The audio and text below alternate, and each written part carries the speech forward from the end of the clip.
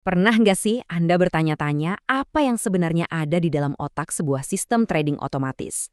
Nah, hari ini kita akan coba bedah tuntas cara kerja Silent Quant, sebuah robot trading kuantitatif.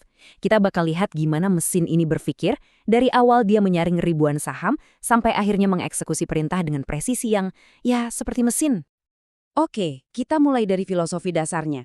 Sistem ini tuh beroperasi dengan satu keyakinan utama. Di tengah lautan berita, rumor, dan sentimen, satu-satunya hal yang nggak bisa bohong itu ya cuma data harga dan volume. Inilah kebenaran absolut yang jadi fondasinya. Pertanyaan besarnya, gimana caranya sebuah mesin bisa pakai kebenaran ini buat nemuin peluang di tengah semua kebisingan pasar? Gimana caranya dia misahin mana sinyal yang beneran, mana yang cuma noise? Yuk kita bongkar sama-sama. Pertama, kita harus paham dulu medan perangnya. Pasar saham itu kan penuh banget sama yang namanya noise. Ada berita, sentimen, rekomendasi analis, bahkan cuitan di media sosial. Buat kita sebagai manusia, ini bisa bikin pusing tujuh keliling dan sering banget memicu keputusan yang emosional. Nah, disinilah konsep ekonovisika masuk. Idenya sebenarnya simpel, tapi powerful banget. Mesin ini nggak perlu baca berita atau analisis sentimen. Kenapa?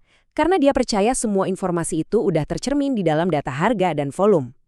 Inilah yang bikin sistem ini bisa dan berani buat mengabaikan semua kebisingan dari luar. Oke, filosofinya kita udah ngerti. Sekarang apa sih misi mesin ini?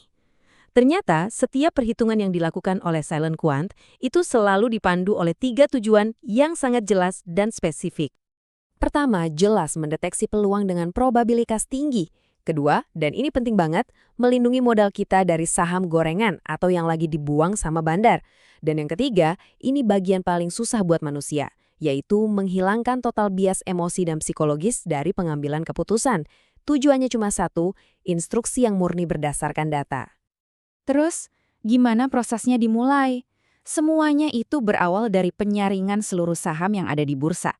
Coba bayangin, ini tuh kayak kita melempar jaring troll raksasa ke laut buat menangkap ikan-ikan yang lagi nunjukin tanda-tanda kehidupan. Setiap hari setelah pasar tutup, sistem ini bakal mengunduh dan menganalisis data dari lebih dari 900 emiten. Sebuah pekerjaan yang jujur aja mustahil dilakukan manusia secara manual setiap malam. Filter pertama ini namanya jaring troll. Aturannya sederhana tapi efektif banget.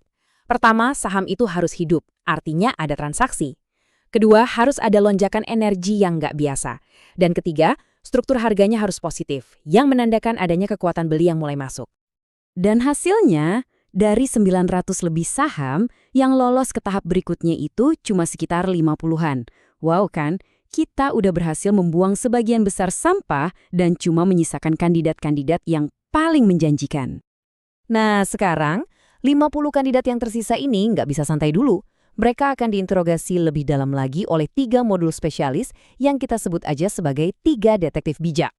Detektif pertama ini tugasnya kayak sejarawan. Dia pakai AI buat lihat grafik saham kandidat, terus dia nanya, pola kayak gini pernah saya lihat nggak ya di saham-saham yang dulu naiknya ratusan %?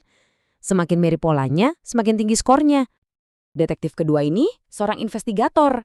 Dia nggak peduli sama pola, tapi dia mau tahu siapa sopir di balik pergerakan harga ini. Apakah saham ini digerakin sama dana asing, atau jangan-jangan ini kerjaan bandar lokal? Jadi ada kriterianya. Buat dianggap sopir asing, harus ada korelasi kuat sama aliran dana asing dan ada pembelian bersih yang jelas. Sementara, kalau sopir lokal, sistem akan nyari bukti adanya satu broker yang mendominasi pembelian secara signifikan, lebih dari 60%. Dan detektif terakhir, ini sang auditor, si penjaga gawang. Tugas dia cuma satu, memastikan kita nggak masuk ke dalam perangkap. Dia akan hitung inventaris atau sisa barang yang dipegang sama si sopir tadi. Ini aturan mainnya, dan ini nggak bisa ditawar. Kalau si sopir terdeteksi udah mulai jualan, udah distribusi lebih dari 20% barangnya, saham itu langsung dicoret dari daftar.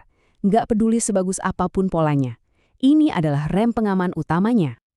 Oke, setelah semua analisis yang rumit itu, gimana caranya sistem menerjemahkan semua temuannya jadi instruksi yang simpel dan bisa langsung kita pakai? Nah, disinilah semua kecerdasan tadi diubah jadi sebuah rencana aksi.